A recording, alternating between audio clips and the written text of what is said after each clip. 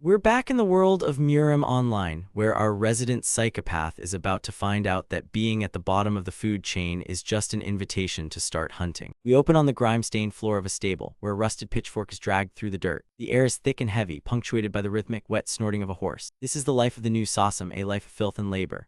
We see the boy's emaciated frame, hunched over as he mucks out the stalls under the dim light of a high barred window. But the quiet doesn't last. A heavy wooden door slams open with a deafening bang, framed by a blinding light that silhouettes a man. This is Machil, and he's already screaming the boy's name, Oi, Sasam, with enough venom to kill a snake. The boy turns, his face a mask of exhaustion, clutching the pitchfork like a lifeline. Machil doesn't even step inside fully, covering his nose and complaining that the place smells like horse sh*t. When Sasam stutters out a pathetic excuse about not being finished with the cleaning yet, Machil loses it.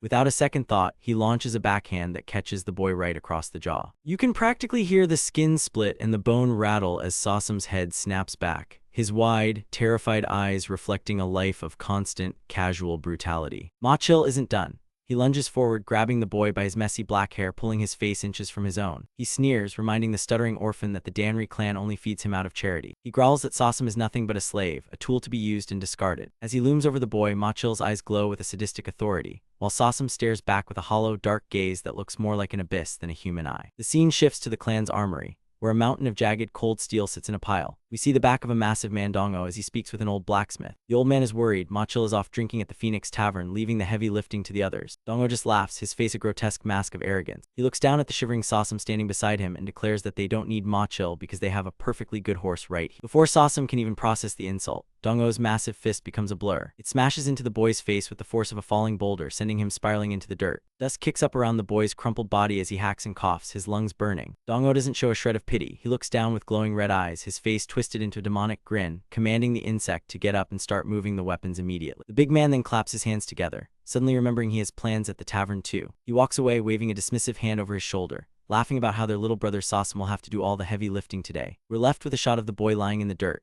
the shadow of the armory stretching over him like a shroud. The old blacksmith watches from the doorway, his eyes filled with a weary, helpless pity as the boy prepares for a night of agonizing labor. Next, we see the sheer scale of the task. Sasam is a tiny silhouette against a blood-red sky, carrying a sack of swords so heavy it threatens to snap his spine. The blades poke through the burlap, jagged and sharp, likely drawing blood with every step. He's dragging the weight of an entire army on his back. By the time he returns, the sun has set, leaving the world in a deep, haunting orange. The old blacksmith looks at him, horrified. He tells the boy he should rest, noting that he looks pale, almost like someone on the verge of death. Sasam's response is a hollow, whispered, I'm fine, but his face tells a different story. His skin is the color of ash and his eyes are sunken deep into his skull. As night falls, the abuse continues. We see the boy being kicked while he's down, a massive foot connecting with his ribs. An internal monologue begins to swirl in the darkness. Do you really want to continue this pathetic, insect-like life? A towering, shadowy figure with glowing red eyes looms over the boy, demanding to know who he is before telling him to F***ck off. The boy can only mutter a broken apology as he's beaten into the dirt once again. We dive into a fractured memory.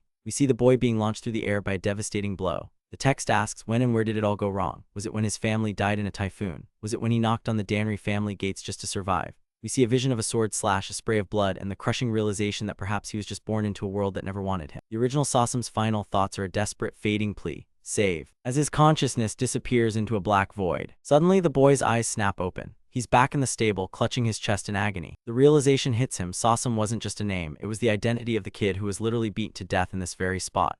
Our protagonist realizes he hasn't just reincarnated, he stepped into the corpse of a victim. But as he leans against the wooden beam, a familiar blue glow begins to emanate from the air. A status window flickers to life, floating in the darkness. Welcome to Murim Online, the world where the strongest reside. It's the exact system from the game. Strength, vitality, agility, all the stats are there, though currently hidden behind question marks. The protagonist stares at it, his mind racing. This isn't just a dream or a hallucination. The system is functional, and it appears he's the only one who can see it. We cut back to Machil, who's walking through the beautiful, sprawling pagodas of the Danri clan under a bright blue sky. He's carrying a bowl of slop, grumbling about having to wipe the ass of that pathetic little worm. He's terrified of a man named Peng Dorang, a warrior with a legendary temper, and he's taking all that fear and frustration out on Sasam. He kicks the stable door open again, fuming that the boy had the nerve to survive and cause him more trouble. He tosses the bowl of food onto the floor, the slop splashing against the boy's legs. But the boy isn't cowering anymore. He sits in the shadows, observing. He's gathered information over the last 2 weeks. He realizes that while they use Chinese characters, this isn't China. It's a world where martial arts are a living, breathing reality. We see a montage of his observations, warriors flying through the air, swords glowing with blue chi, and soldiers moving faster than the eye can follow. It's a real-life version of Murim Online, and the people here aren't NPCs. They have real emotions, real malice, and they move with a terrifying autonomy. The protagonist grips his fist, the sound of cracking knuckles echoing in the quiet stable.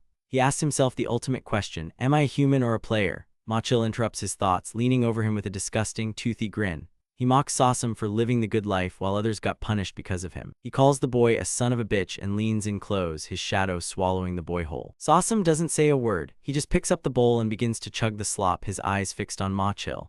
The bully is offended by the silence, growling that his Hyung is speaking to him. He asks, "Do you really want to die?" But as he reaches out to strike, the boy's hand moves like a strike of lightning. A hidden shard of wood or metal, sharpened to a lethal point, is driven upward. In a spray of brilliant cinematic crimson, the shard buries itself deep into Machil's throat. The bully's eyes bulge, his arrogant smirk replaced by a look of pure, unadulterated shock. He tries to scream, but all that comes out is a wet, gurgling jigura. The protagonist leans in, his red eyes glowing with a predatory hunger. He whispers the cold truth: "Guak Dongo, the kid you knew, died long ago." The violence is absolute. We see the boy relentlessly driving the weapon into the man's neck, blood splattering across his face and the stable walls. Machil claws at the air, his life force draining into the dirt he once forced Sasam to clean. The protagonist stands over the dying man, a terrifying, wide-mouthed grin splitting his face. He feels hot, the rush of the kill, the heat of the blood. He concludes that it doesn't matter if he's a player or a human. This world has one law: the weak are prey and the strong are revered. For a psychopath like him, this isn't a prison, it's a paradise. He can hunt to his heart's content without hiding his nature.